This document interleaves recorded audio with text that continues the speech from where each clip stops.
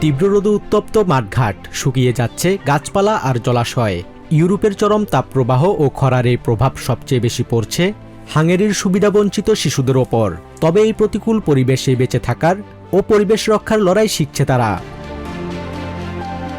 হাঙ্গেরির বালাস্তিয়া গ্রামে অবস্থিত বালাস্তিয়া মোটিভেশন স্কুলের এই ডে ক্যাম্পে শিশুদের জলবায়ু বিজ্ঞানের পাশাপাশি শেখানো হচ্ছে মানসিক চাপ সামলানোর উপায়।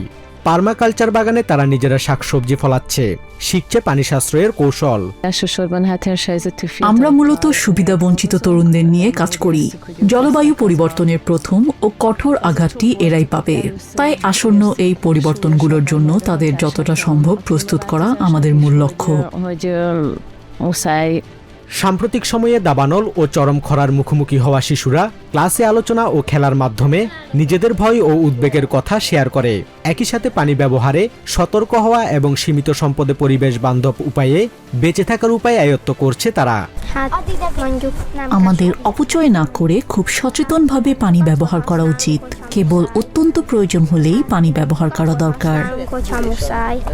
বিশেষজ্ঞদের মতে কৃত্রিম বুদ্ধিমত্তা ও পরিবর্তিত জলবায়ুর এই যুগে এখানকার অর্জিত দক্ষতা শিশুদের আগামীতে নতুন এক বাস্তবতার মুখোমুখি দাঁড়াতে বড় সহায় হবে। প্রকৃতির রুক্ষতার মাঝে দাঁড়িয়ে শেখা এই ছোট ছোট পাঠ সুবিধাবঞ্চিত শিশুদের আগামীর পরিবেশগত চ্যালেঞ্জ মোকাবিলায় বড় শক্তি হয়ে উঠবে। Basudebnath, TVN24 news desk.